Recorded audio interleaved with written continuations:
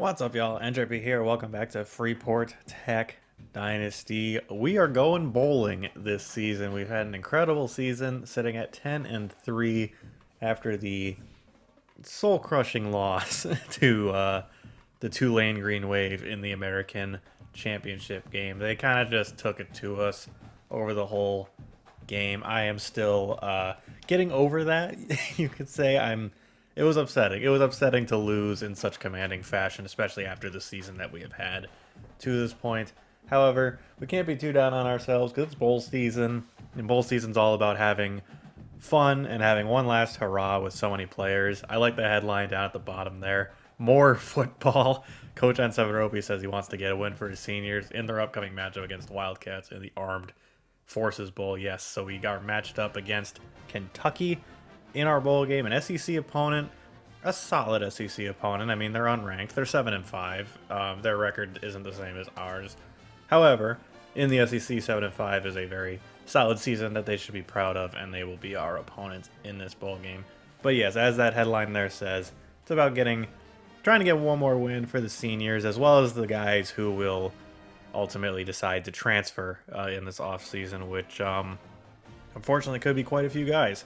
So it's really one last hurrah with the team. That's kind of what the bowl games that aren't in the CFP have become, and people have varying opinions on it. I still think bowl season is a ton of fun, so I'm very excited to be in our first bowl game at the helm of Freeport Tech. I did take one quick look at this. It doesn't really matter because I'm not leaving, but we are being offered a number of coordinator jobs at Power 4 programs, which is kind of interesting. And even for DC, we're actually the #1 choice for both Iowa and Washington, so that's kind of funny. But yeah, we're staying put at Freeport Tech. I don't intend on jumping around and such in this series. This is about building up Freeport Tech into a powerhouse. So I will be staying here. We will also get to early National Signing Day as well, which is a very exciting time where we can see the early returns on our recruiting class, which is very exciting. We can see the dev traits that the guys are going to come in with and stuff like that. So a very exciting week ahead of us. But first, we will get to our game. And I forgot to mention, we will sim through all of the bowl weeks in this episode as well. So we'll see how the CFP unfolds. If one of our coordinators gets poached, we'll have to hire a new one, or I may choose to fire one of them. I don't think I will. I actually think our 2 coordinators are pretty good, so I think I'll probably keep them around. But if they get poached for another job, then we'll have to hire them or something like that. But first, the game against Kentucky in the Lockheed Martin Armed Forces Bowl. We are the home team in this bowl game. I feel like we've been wearing a lot of the blue and black outfits, so we're going to throw some white into our uniforms for this week. We're going to go with the white helmets, blue jerseys, and white pants. And here we go, baby. We are hosting the Kentucky Wildcats. It looks like we're playing at the Texas Bowl, and we will be getting the ball first. Jelani Watkins will get a chance to field the opening kickoff, and he's got a running lane. Gosh dang it, that dude just wrapped him up. Coach Ropy locked in for his first bowl game at Freeport Tech, a very exciting time in Freeport. I did notice we're playing in TCU's stadium, so this game's played in Fort Worth. So this could basically be a home game for us, honestly. I mean, it's in the same state. I don't know how close Freeport is to Fort Worth off the top of my head, and Texas is huge, so it may not be that close. I don't know. Duke Clark, can he start us off strong? He sure can. Takes that first carry for 6. Oh, gosh dang it. I wanted the flip to LeCount, but they kind of ran into him and stopped it. It's going to bring up 3rd and 4. Chris drops back. Looking. Can I get... Oh, no, they dropped perfectly right underneath that. There was a window for a second, and it closed as soon as I went to throw it. So, opening drive, going 3 and out. We're going to have to punt it. It's very disappointing. First play, Kentucky, a handoff right up the middle, and defense nowhere to be found, and it's a huge gain for Jamarian Wilcox, their running back. Handoff to Wilcox again. This time he's met in the hole. Jason Nolan and I believe Xavier Kennedy combined for that one. Throw over to the flat. Dante Carter comes down, makes the tackle, but they manage 9, so it'll be 3rd and 2. The handoff. Oh my gosh, I got laid out. Was that Wyatt Foster? It was. Got destroyed on that block, and they are able to convert. Play action. Wide open is the receiver on the right side. It looks like Marquez Vick got burned in coverage. This time the handoff. J.D. Drew comes over. Couldn't make the tackle, though. Oh my gosh, a huge hit from Dante Carter and knocked the ball out. Unfortunately, it flew right out of bounds. Dang it. Quick little bubble screen. Dante Carter flying all over the field already with his third tackle of the day. It'll bring up 3rd and 4. So a handoff up the middle. Tackle made by Wyatt Foster. Wilcox actually injured on the play. And it's going to bring up 4th and 1, and they're going to settle for the field goal.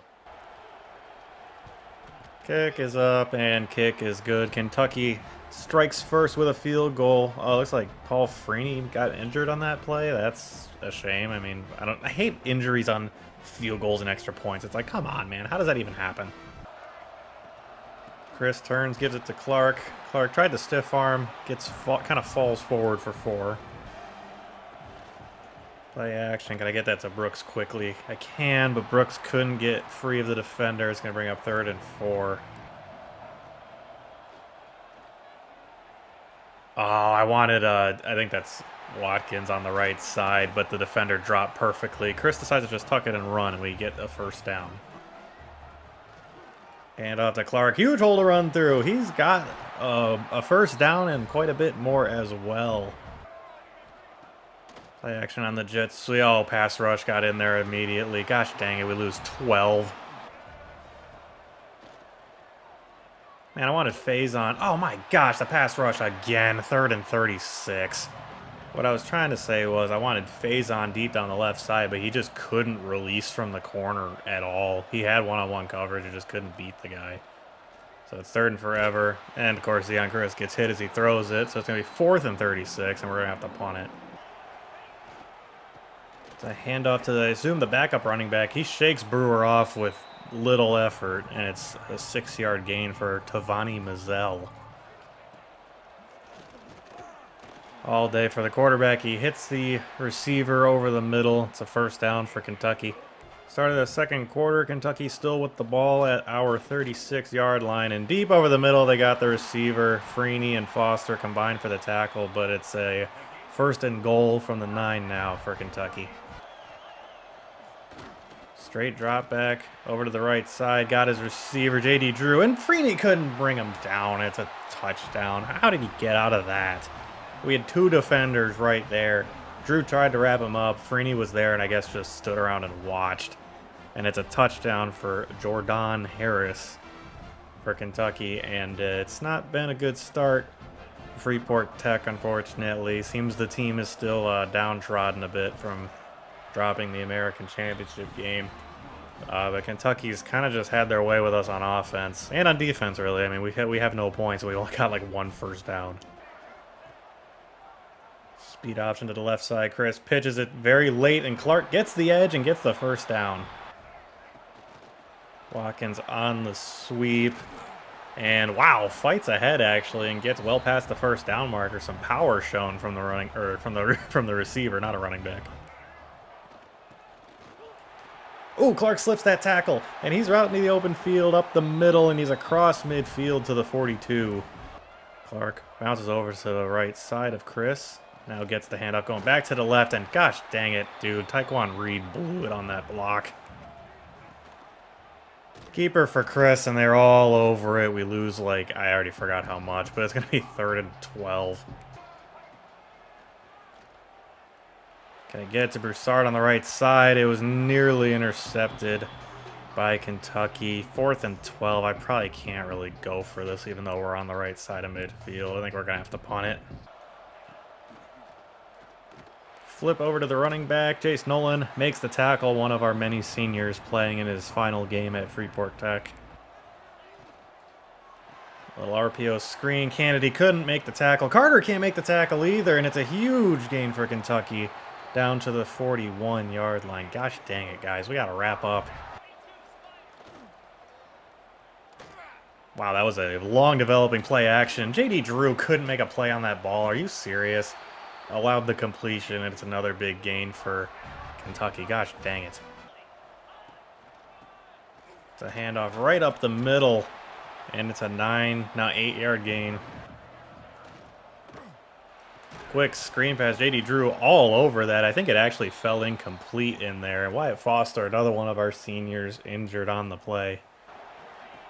3rd and 2. Can the defense get the stop here? Nolan couldn't finish the tackle, and it's going to be another first down for Kentucky as they sustain an injury on the O-line. The jet sweep power read, it looks like, for the quarterback, Caden Veltkamp, who I believe played at like Western Kentucky or something like that. Another handoff, another huge hole. My gosh, the defense is just porous. We cannot stop these guys. Another handoff. Corbin Ostergaard, the freshman who's playing because of the Foster injury, immediately with a TFL. I called a timeout because I'm going to want to conserve time as much as possible. We started with the ball, so we can't really afford to not score before the end of the first half here. We can't get held scoreless. I mean, come on, guys. We're better than this. Good play there by the defense to make it 3rd and goal. 3rd and goal. Veltkamp looking, throws it over to the left side, and he's spun down just short of the goal line. Wow, some good tackles made there. And they're going to settle for the field goal. I'm surprised they're not just going for this.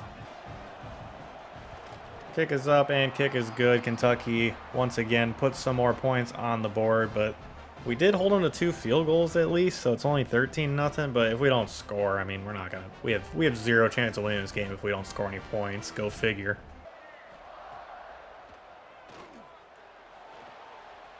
We just throw that short to LeCount. Punched out, falls incomplete.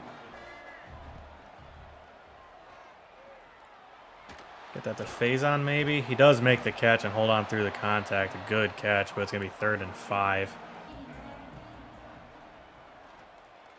I want Watkins over the middle. Oh, Chris, you overthrew him by a mile.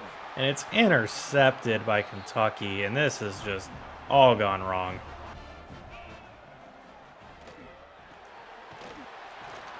Ugh.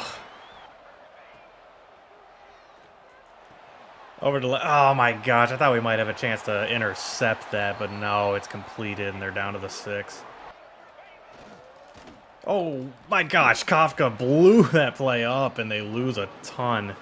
And it's going to be a timeout from Kentucky again. Screen pass to the running back. Gets quite a bit back down to the 7.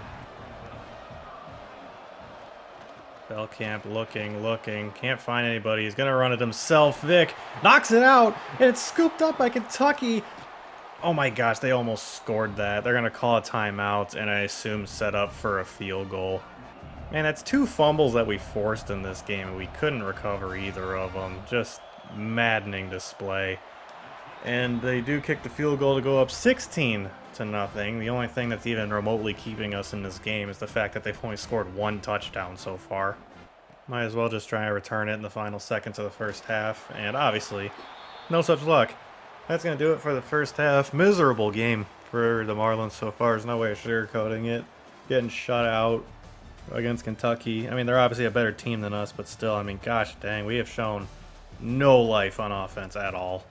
Start of the second half, Kentucky has the ball first, and we'll see if we can actually do anything in this half on the offensive side of the ball, but first we got to stop them and get the ball back. And it's a lot of running room. J.D. Drew didn't want to make the tackle, and he's down to the 45. It's another handoff. Dante Carter and Jace Nolan combined for the tackle to hold him to 2. Veltkamp just throws it underneath, and it's going to be another first down for Kentucky. And a huge hole to run through, and it's going to be down close to the red zone. Nowhere to go that time. Freeney made a nice play, and it looks like J.D. Drew joined him on the tackle. Quick throw to the right side. J.D. Drew wraps up, but it'll be 3rd and 3. Just a floater to the left side, and it's completed for a first down. Flip over to the right side of the running back. Xavier Kennedy lays a huge hit. Throw over to the running back Kennedy with another huge hit. I mean, gosh dang, he is hitting everyone as hard as he can. 3rd and goal for Kentucky. It's a handoff and Kennedy again. I mean, gosh dang, he has been everywhere the second they got in the red zone. And they're going to have to settle for another field goal.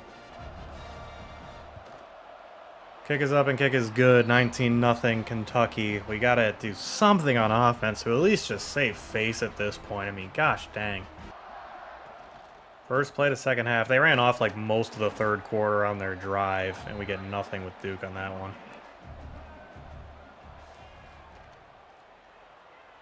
Sending Jelani upfield. He'll lay a block. Chris will take off and run and gets out of bounds at the 40.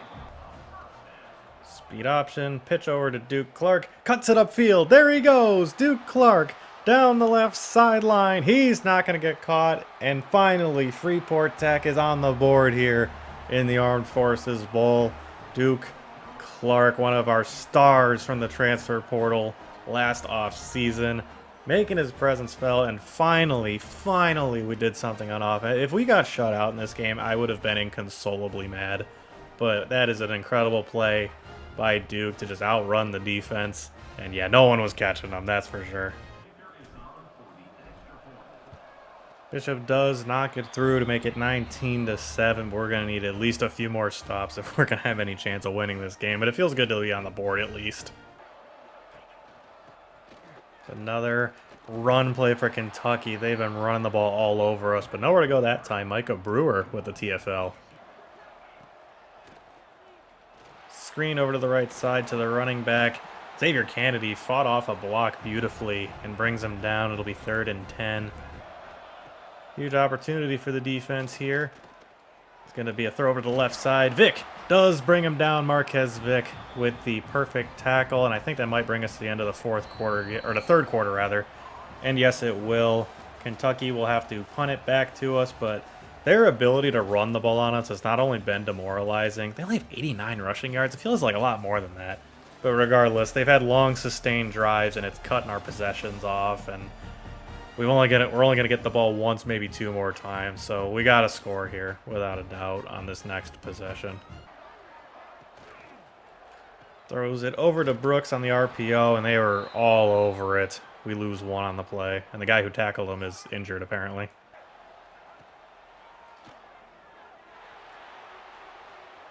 Can I get that to Watkins downfield? Sure can. Jelani Watkins makes the catch, and it's a great play through the air. Pass game has been basically non-existent for us all game, but it's nice to see play finally works. Yeah, Chris is 4 for 10 passing the ball. Good grief. Hand off to Duke on the RPO, and he loses 2. Play action. Chris rolls left. I'm going to try and get that to Smith. In the end zone, in and out of his hands, falls incomplete. It'll bring up 3rd and 12. Gosh, that pass rusher just beat our tackle immediately off the line. It falls incomplete. It's going to be 4th and 12. Yeah, it's the fourth quarter, and we're down 12. We have to go for this. We don't have a choice. This is pretty much the game, and unfortunately, it's going to come down to our passing, which has been suspect at best. Can we fit that into Watkins? We sure as heck cannot, as it's intercepted by a lurking defender. And that's, I mean, Kentucky was going to win this game the whole time, but that basically seals it. Oh, ball's on the ground. Scoop it up, somebody. Are you serious, man? That is 3 fumbles that we forced in this game. And in a game where we desperately need a comeback, that is like one of the biggest things you could get is a turnover. And we just cannot buy a fumble recovery at all. And not only that, they only lose 2 on the play. Throw over to the running back. Looks like a screen. And he gets quite a bit of it back. It's going to make it 3rd and 5. Feldkamp batted down at the line of scrimmage. I didn't get a chance to see who that was, but a great defensive play. And we're actually going to be getting the ball back with no further damage done, but less time on the clock, obviously. Clark up the middle again, and it's a huge running lane for him. He's well over 100 yards on the game. Play action. Hey, guess what? The pass rush got home immediately again. On the option play, it actually is going to be a handoff to Clark. He hurdles a man and gets 10. It'll make it 3rd and 8. Man, our pass blocking just feels like it has deteriorated these last couple of weeks. The pass rush was, or the pass blocking was mostly fine all season, I felt like, as Blake Smith makes a great adjustment there to bring it in for the first down. But it's just like, we cannot do anything all of a sudden that involves any like semi-long developing play. It's just the pass rush gets in there too quickly. Some of our dudes are getting beaten like right off the line. Like it's not even competitive reps for the O-line right now. Watkins over the middle. Man, that speed is impressive. He manages to split the defense, and UK has another injury. I threw myself off by calling Kentucky UK. It's not. I feel like I've never heard that before in reference to them. Chris with the keeper. Oh, I was hoping that guy would get blocked by the pulling tight end, I believe it was, but we get 6 at least. Watkins underneath again. Oh, I wanted the cut back for the touchdown, but he gets us down to the 5. Hand off to Clark. Tried to cut it upfield. Couldn't quite get there. It'll be 2nd and goal from the 2.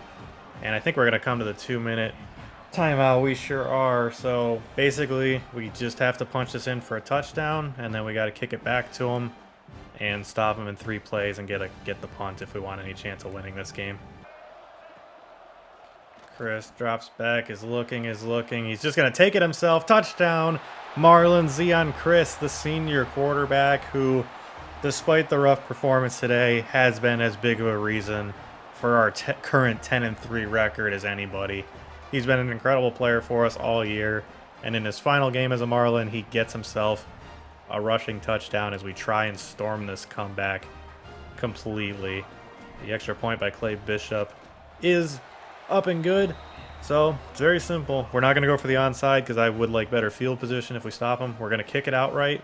We're going to kick it to him outright, try and get a 3-play stop, and get the ball back from there. So run play. Took a while for someone to get him on the ground. Finally we do. Short gain of 1. Fake the jet sweep, handoff right up the middle. There's just no one there. I don't know if that's going to be enough to seal it, but I mean, if we get the ball back, we're going to have like 10 seconds at best. They're just coming out in straight up goal line formation at this point in the game. We do get them on the ground, so this game isn't technically over, but that first down really killed our chances. It's a keeper for Veldkamp. We were ready for it. Corbin Ostergaard again. I mean, I've said it before, but this dude barely plays, but the amount of big plays he's had this season is insane. 3rd and 13. I got to imagine this is just going to be another run play for Kentucky. They could be aggressive and throw the ball here, and honestly, if they do, credit to them.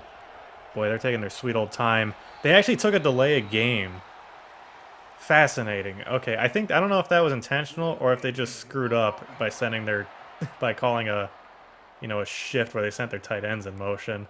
But anyway, they lose 5 more yards. Okay, now they're in QB kneel formation. This isn't going to win them the game, though. I guess they're just going to run the clock all the way down before punting it to us. But technically, we are going to get the ball back with a chance here. They're lining up for the punt, so if they wait till the end, it'll be... Oh, okay, so they're punting it away with 25 seconds left, roughly. 20 seconds, Watkins fields the punt. Cuts to the right. Dang it, I wanted it. I wanted Watkins to get out there. All right, we have a chance here. 16 seconds. We're going to need a huge chunk play on this first one to get within Hail Mary range, though. Unfortunately, I don't even think we can throw anything short of the first down line. I think we have to, like... Oh, gosh dang it, the pass rush got in there quick, and Watkins is slung down. We're going to call no huddle. We're gonna have to. We're going to go all go, 4 verts. Just someone get downfield and go. This will be the final play. And we're hit as we throw it because, of course we are. We can't have anything nice, even like a fun Hail Mary to potentially win the game. Can't even have that in this bowl game. That is going to do it. 19-14, we lose it to Kentucky. We ended up pulling it back somehow after... Did they go up 19-0? I think they did. So we scored 14 unanswered, And then on that last play, they just teed off knowing we weren't running the ball. Got some pressure, forced a bad throw short of the sticks, and that's it. That's it for the bowl game. Oh my god, what a frustrating end of this season, man. We had a great season. Camp was 19 for 21. It felt like he barely threw any incompletions, and sure enough, he threw 2 on the entire game. This is that felt like an early in the series game the whole way through, outside of the coming back at the end thing, which we never really did when we were bad. But miserable game, and it sucks because this team that's had an incredible season is gonna have to go out with just a whimper after that miserable showing. Zion Chris was 8 for 18. I don't even know how much I blame him for that. The O-line just didn't hold up at all. I mean, Kentucky's pass rush was insane. They got in there so often. Chris was pressured the whole game, took a number of sacks, and threw 2 interceptions. Didn't even throw a touchdown on the game. Rough, man. You hate to see that for a senior like that. Duke Clark was incredible, 12 for 139 and a touchdown. His long, of course, was that 60-yarder. It looks like that he had off the speed option. Zion Chris had 8 carries for a total of 0 yards and a touchdown, so he got all his sack yardage back scrambling, which is kind of insane because he had at least one long rush. So man, he took a lot of sacks in this game. Jalen Brooks had 1 carry for -1. I guess they called that RPO throw to him a run. It must have gone backwards. Receiving is going to be ugly. Jelani Watkins, our leading receiver on the day, the only receiver with more than 1 catch. He had 5 for 94, so good on you, Jelani. Please don't leave. We need you. Blake Smith, one of our seniors, had a 9-yard reception. Jordan Faison, one of our seniors, had a 5-yard reception. And Jalen Brooks had a 2-yard catch as well. So, not much to write home about in the receiving department. Unfortunately, Harvey Broussard III was kept catchless in this game. We just couldn't do anything through the air, really, until late in the game. So we just didn't have much of a chance to spread some targets around and even kind of sling the rock a little bit. Just wasn't going to happen. Peyton Kirkland had 2 pancakes. Fenimore had 2 pancakes. Tyquan Reed had 1 pancake. And Kirkland actually gave up a sack, which is disappointing because he's by far our best. Well, I guess Fenimore's higher rated, but Kirkland's been an incredible lineman for us. But, I mean, gosh dang, Kentucky just got the better of us today. I don't know what that was.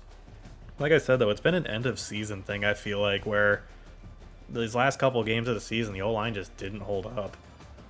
Defensively, Dante Carter, a junior who could come back if he wants to, but I think he also has a great chance of transferring out on us, but he had a heck of a game. Xavier Candy, the freshman linebacker, was awesome in this game. He played incredibly. Paul Freeney, the freshman safety, also did well with 8 tackles. And then Jay Stoll and Micah Brewer, 2 of our seniors. And then J.D. Drew and Marquez Vick each had 6 tackles. A whole lot of TFLs, which is crazy. Corbin Osegar had 3 TFLs. What on earth, man? All this dude does is make plays. That's crazy. The freshman linebacker with very limited playing time this year has just been incredible. Xavier Candy had 3 TFLs as well, the other freshman linebacker who's played for us. Derek Simmons had 2 TFLs, called his name a few times. Jace Nolan had 2 TFLs. Chester Kafka had a TFL. I feel like Kafka, he only registered 2 tackles on the game, but, I mean, there were quite a few plays where he just flew through the line. Jason McCants, I didn't even notice he was out there. The freshman edge rusher has gotten very limited playing time this year, but he showed up with a TFL. J.D. Drew had 1, Micah Brewer had 1, and Paul Freeney had 1 as well. Only 1 sack on the game, credited to Derek Simmons, a sophomore transfer edge rusher. Obviously no interceptions. I can't imagine. Oh, actually, okay, so both incompletions that Velkamp threw were actually credited to defenders. So J.D. Drew and Jace Nolan, they had to break up the passes, otherwise they were probably going to get completed because everything Velkamp threw today was completed. We couldn't stop them today. We had 3 forced fumbles. Derek Simmons had 1, Marquez Vick had 1, and Dante Carter had 1. Dante Carter's flew out of bounds. But the other 2, we just couldn't fall on them. We couldn't get a turnover. And man, oh man, with those turnovers have gone a long way to helping us win this game. I mean, Turnovers are huge, and you got to get them when you have the chance. We weren't intercepting any passes today, apparently, because, again, Velkamp went like 29 for 31 or whatever. So it was just, we had our chances. We don't even force fumbles all that often, man. They're so hard to come by, and we forced 3 of them today and didn't recover a single one. Ugh, man. Tough game to end on for this season. Well, it's been an incredible season for us, and we just couldn't get it. We just couldn't get it done in this bowl game today. The offense took too long to get going, and it ended up being too little, too late, unfortunately. Bitter end. Freeport Tech fans are leaving Fort Worth disappointed after watching their Marlins fall to Kentucky in the Armed Forces Bowl. Yeah, brutal way for this season to end, as I was kind of saying. You know, we're currently ranked 20th in the country. I doubt that'll stay into the... I doubt we'll end the season ranked with this loss, unfortunately, which sucks because the season we've had, we were a game away from winning. We were 1 game away from winning the American and going to the playoff, and then we just sputter in the bowl game against Kentucky. Just couldn't get it done. A combination of the offense not playing well and their defense playing well, unfortunately. And yeah, it just wasn't enough. Well, as I said at the beginning, we will sim through the whole bowl season, so that includes the entire CFP.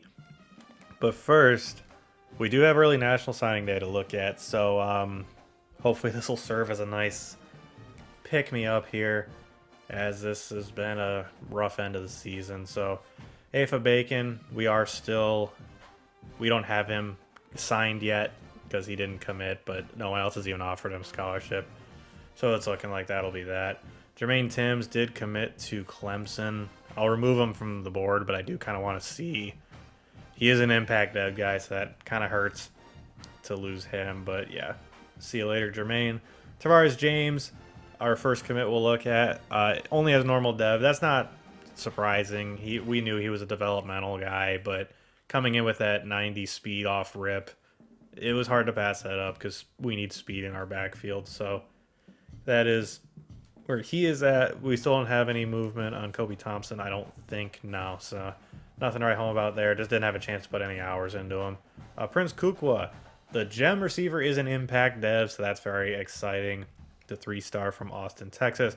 Ofisa Vea is a star dev. Let's go, baby. One of our, I think we can comfortably call him our prized possession of the recruiting class. A top 100 kid, ranked 86th nationally, from Euless, Texas, and he's coming in with 91 speed, some great route running off rip already, and star development. So that is super exciting.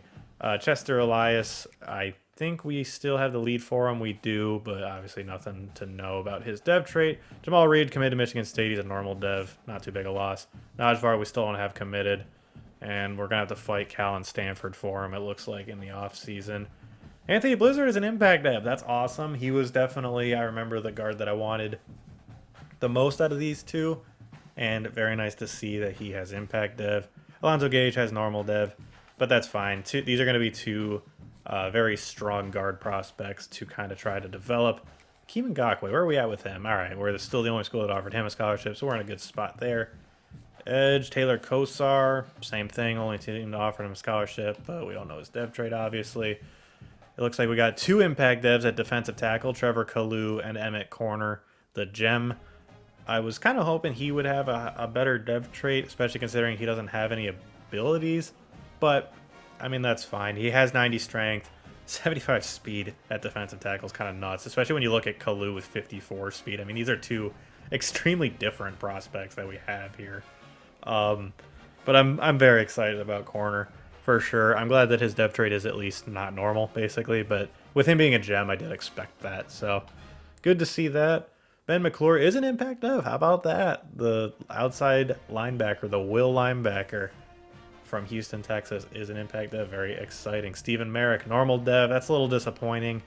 I don't know if we expect it. He's not a gem or anything, so it was probably a little high expectations to hope he was something else. But at 5'11", 242, and then 85 speed and decent coverage ability, 74 zone, 63 man's not great.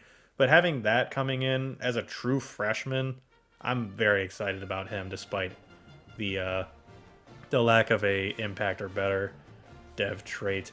Kevin Caudill is an impact as well. The corner from Lucas, Texas, very exciting there. He was one of our first targets on the board, and we've had him committed for a while now. Ray Pepper, where are we at with him? All right, so we still are the only school to offer him a scholarship as well, and I would love to get him with that 90 speed. We'll have to see how that kind of goes. No free safety. Cortez Brady's only a normal dev. Again, a little disappointing. Would have liked to see him come in with better dev traits. So I think that's all the guys we have committed. Yeah, we definitely don't have a commitment from Ryan Bolt yet. Don't even have any movement on him. But yeah, quite a few guys coming in with impact dev, which is nice to see. Not a ton of them, but a good number of them. And we still have plenty that we're trying to sign. But obviously, Ofisa Vea being a star dev is definitely the most exciting thing from early National Signing Day. So very, very excited to get this dude in. And if this game was any indication, apparently our passing game needs some help. So this dude will be a great way of helping out our passing game. Ooh, looks like the first round was filled with some quality games. Alabama dropped Tulane 38-24 in what looks like the biggest margin of victory. So salute to you, Group of 5 representative going down, but also take that, Tulane. Nebraska beat Penn State by 7 in the first round. Pitt upset Ohio State 20-17. How about that? That is pretty awesome as a Michigan fan. And then town number 10, Texas took down number 7, Texas Tech 32-27. So Texas Tech's incredible season, which led to them being ranked 7th in the country, unfortunately, has come to an end earlier than I'm sure they wanted. Gosh dang, Alabama blew out SMU 56-35 in the second round, and Nebraska upsets number 1 Duke 24-16. Holy crap. Number 3 Georgia beats Pitt 45-39, and number 2 LSU upset by Texas 40-34. So the final 4 is Alabama, Nebraska, Georgia, Texas. If we end up with an Alabama-Georgia national championship, I'm going to be really annoyed, even though this isn't real still, man. That would just be stupid. Like, come on, let's see some representation for some other teams. Alabama whoops Nebraska 35-17 in the Rose Bowl, and Texas takes Georgetown by 1 in the Sugar Bowl. So we've got Texas, Alabama in the national championship. So at least it's not an exact. At least it's not Alabama, Georgia. We got at least some parity going on here. We'll see if Texas can get the job done. And Alabama does take down Texas 45-37 in the national championship game. Kalen DeBoer gets the job done after fighting off the hot seat at the start of his Alabama tenure. So congrats to Alabama on their national championship. I guess it's been a while since they won one. It's been since 2020, but still, would have liked to see Texas win it, but it is what it is. Congrats to Bama. And that is going to do it for us in this Season 2 finale. As you can see, we did drop out of the top 25 after ending our season, losing the conference championship game and losing our bowl game. So a tough ending to swallow for sure, given where we were just 2 weeks ago, which is kind of crazy. Oop, accidentally hit that. The remote was sliding off my leg, so I tried to catch it. But yeah, considering where we were at 10-2, number 1 in the conference, just 2 short weeks ago, it's disappointing that this is what the season ended at. But at the same time, it's hard to not feel good about going 10-4 in Season 2 after going 2-10 in our first season at the helm. So it's going to be a busy off season. I have the feeling it's going to be a crazy off season with a lot of guys graduating, a lot of guys probably transferring out, and we're going to try and get a lot of guys to transfer in as well. So it's going to be a wild off season. I had a ton of fun recording the first off season, so I'm very excited for this second one. Hopefully it goes as well for us as the last one did. But that is for next week. I will say as well, another thing that I want to do, that I'm considering doing for Season 3 is just switching up my playbook. Doing the Kansas playbook has been good for us in these first 2 seasons. I do like it. It seems to be a pretty good one. But at the same time, I'm also, I think, ready to try something different. So I have a few in mind that I think I want to try out. I'll probably just screw around with them in practice or whatever and see what I think of them. But if y'all have any suggestions, feel free to drop them in the comments, and I'll make sure I check out any of your suggestions for sure, because I want to, like I said, I want to change things up a little bit. Kansas Playbook has been good for us, but I feel like there's some better options out there at the same time. So definitely looking to do that. But again, that is going to do it for us this week. Thank you very much for joining me. It's been a heck of a season. A sad ending to it for sure. It ends on a real low note, but can't win everything, I guess. So we'll regroup. We'll try and retain what little talent we can, and then try and bring in more new talent as well in the off season in our next episode. So yeah, that's gonna be fun. Thank you again for joining me. Love and appreciate each and every one of you, and I'll see all y'all in my next episode. Later, y'all.